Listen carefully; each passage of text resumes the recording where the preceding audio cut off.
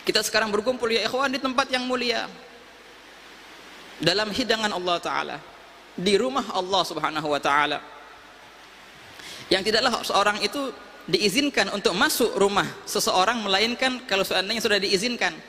Kalau enggak, dia ini maling. Hanyalah mereka orang-orang yang Allah Ta'ala pilih untuk datang ke rumahnya, tempat-tempat yang mana nampak bagi penghuni langit bagaikan indahnya penampakan bintang-bintang, bagi penghuni juga ada keberkahan fil zawat, keberkahan di tempat seperti tempat ini ya ikhwan. Allah Ta'ala sudah membahas itu di Al-Quran ketika Allah Ta'ala membahas bagaimana Allah memanggil Nabi Allah Musa alaihissalam di Jabal Tur. Allah Ta'ala fi bug'atin mubarakah, di tempat yang penuh berkah. Ada keberkahan tempat. Bila mana keberkahan sudah turun dalam suatu tempat, walaupun tempat itu kecil, walaupun tempat itu panas, tapi nikmat kita duduk di situ.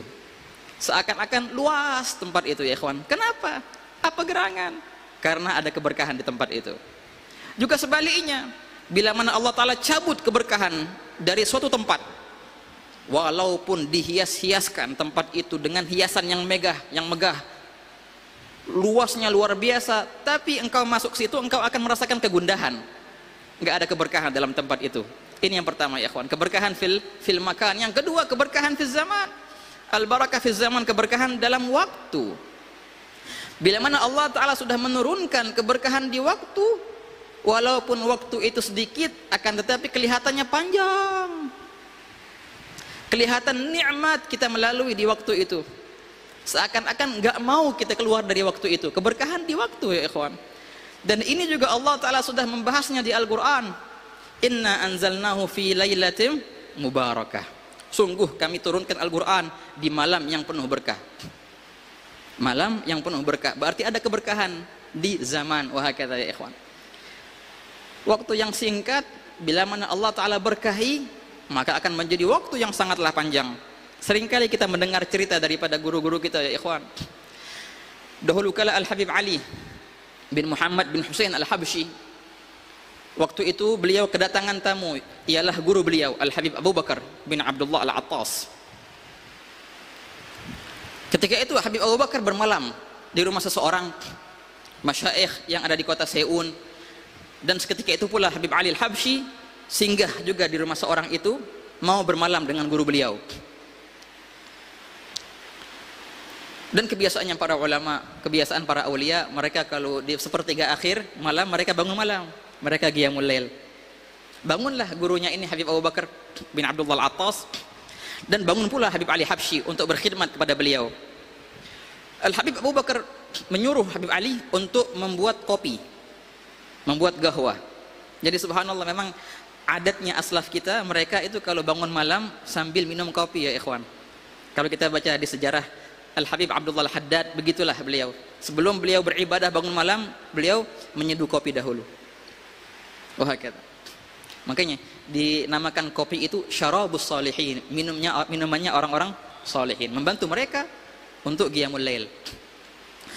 Taban di daerah sana, di daerah Hadramut, untuk menyediakan kopi perlu proses yang lama. Kopinya masih kopi butiran tuh, perlu ditumbuk, agak lama numbuknya. Semua pakai sistem manual. Dimasak airnya dengan apa namanya tuh, kayu bakar. Mulailah Al-Habib Ali Al-Habsyi dalam proses menyadu kopi, menumbuk biji kopi, bakar kayu bakar untuk jadi kompor. Wah kata. Beliau berkata, ketika aku menumbuk biji kopi itu, aku dengarkan guruku Al-Habib Abu Bakar. Beliau mulai membaca surat Al-Fatihah. Enggak lama kemudian beliau mulai membaca surat Al-Baqarah, dan dengan mode pembacaan yang normal, enggak cepat, enggak lambat, biasa. Dan aku mendengar tiap-tiap huruf yang beliau baca. Beliau baca surat Al-Baqarah, aku masih numbuk biji kopi itu. Enggak lama kemudian beliau tambah dengan bacaan yang normal, aku mendengar tiap-tiap huruf dari guruku itu.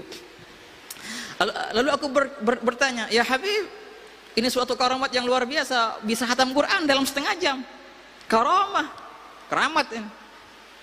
Beliau menjawab, bukan wahai Ali, bukan wahai anakku, bukan. Ini bukanlah namanya karamat. Ini bisa siapapun. Ente juga bisa, semua orang juga bisa. Baca Quran setengah jam tamat, bisa. Caranya ya Habib, ini adalah barakatul waqt. Inilah yang dinamakan keberkahan waktu. Kalau Allah Ta'ala kasih di waktu itu keberkahan, ente bisa lakukan perkara yang besar dalam waktu yang singkat. Ada barakatul waqt. Kuncinya satu. Waktu itu kita masih belajar di Tarim, kita tanya kepada guru kita Al-Habib Salim bin Abdullah Asy-Syatiri, wahai Habib, kita mengeluh nih, nggak ada waktu lagi untuk murojaah atau mutola'ah, penuh sudah. Kita minta barakatul waqt. Apakah ada zikir? Apakah ada ijazah gitu biar berkah waktu kita? Beliau senyum, katanya, ya waladi, wahai anakku, keberkahan waktu itu nggak bisa pakai zikir-zikiran. Kita zikir nih biar berkah waktu, nggak bisa. Nggak bisa pakai ijazah-ijazahan. Kuncinya cuma satu, adalah al-istiqamah. Engkau istiqamah. Engkau tertibkan pekerjaanmu dalam waktu yang tertentu, kemudian engkau istiqamah terus, jangan engkau putuskan pekerjaan itu, maka niscaya akan timbullah barakatul waqt di situ. Wah, kata ya ikhwan, itulah keberkahan dalam waktu. Seperti zaman yang kita alami sekarang ini, zaman yang penuh berkah ya ikhwan. Bila mana ada individu, ada zat yang mempunyai keberkahan, masya Allah, luar biasa. Dan ini Allah Ta'ala sudah bahas di Al-Quran ketika Allah Ta'ala menceritakan Nabi Allah Isa alaihissalam. Ketika ia dilahirkan, ia berkata, wa ja'alani mubarakan. Wa ja'alani mubarakan. Dan Allah Ta'ala telah menjadikanku, dirinya Nabi Allah Isa, sebagai zat yang penuh barakah. Wa ja'alani mubarakan aynama kuntu. Oleh karena itu jangan heran kalau seandainya di antara mukjizat Nabi Allah Isa bisa menyembuhkan orang sakit, bisa menghidupkan orang mati contohnya. Kenapa? Karena memang zat ini zat yang penuh barakah. Zat yang penuh barakah. Zat yang di situ ada simbol cinta daripada Allah Subhanahu wa taala. Wa hakadha. Fabiya yabtush. Kalau seorang hamba sudah dicintai Allah Ta'ala, seakan apa yang dia mau Allah Ta'ala akan kabulkan. Dalam hadis qudsi, Allah Ta'ala berfirman, bila mana aku mencintai hambaku, aku akan memberinya apa yang ia mau. Seakan-akan dia memukul. Kalau seandainya dia memukul denganku. Seandainya dia berjalan denganku. Seandainya dia melihat dengan kekuasaanku. Seandainya dia mendengar, dia akan mendengar dengan kekuasaanku. Itulah mereka para aulia Allah Subhanahu wa taala. Mendengar dengan kekuasaan Allah, melihat dengan kekuasaan Allah. Jangan ditanya bisa lihat apa. Kekuasaan Allah mampu untuk semua. Tangannya dengan kekuasaan Allah Ta'ala, jangan ditanya bagaimana itu. Kalau Allah Ta'ala sudah mau, wahakadha ikhwan. Dan ini adalah hadis yang sahih.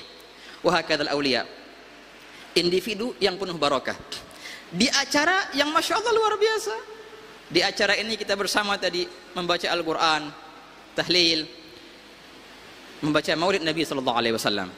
Bersama kita bersalawat kepada Nabi SAW. Dan juga biasanya antum masya Allah mendengar mutiara-mutiara ilmu yang diuntaikan oleh guru-guru kita, hakadha ya ikhwan. Yang sebenarnya malam ini Sayyidi wa Syaikhi, guru saya Al-Habib Ja'far bin Muhammad Al-Baqir Al-Attas, sebenarnya beliau yang semestinya ada di tempat ini, akan tapi beliau ya'tadzir. Semoga Allah Ta'ala yakunu da'iman fi aunih wa taufiqih wa sadadih insyaallah. Amin ya rabbal alamin. Suatu acara yang mulia ya ikhwan, majalisut tadhkiri adimatun nadhiri fihi min at-tanwiri lis-sirri wad-dhamiri ma laysa fil kathiri min ta'atil gadiri li'annahu al-asasu wa asluha war-ra'su yu'raf bihi al-ma'budu wa ma huwa al-maqsudu tuhfaz bihi al-ibadah min naqsin aw ziyadah. Al-Habib Abdullah bin Husain bin Tahir menyebutkan keutamaannya majlis-majlis seperti ini. Beliau berkata, majalisut tadhkiri adimatun nadhiri. Majelis ta'lim yang seperti ini adimatun nadhir, tiada duanya. Fihi minat tanwiri lis-sirri wad-dhamiri ma laysa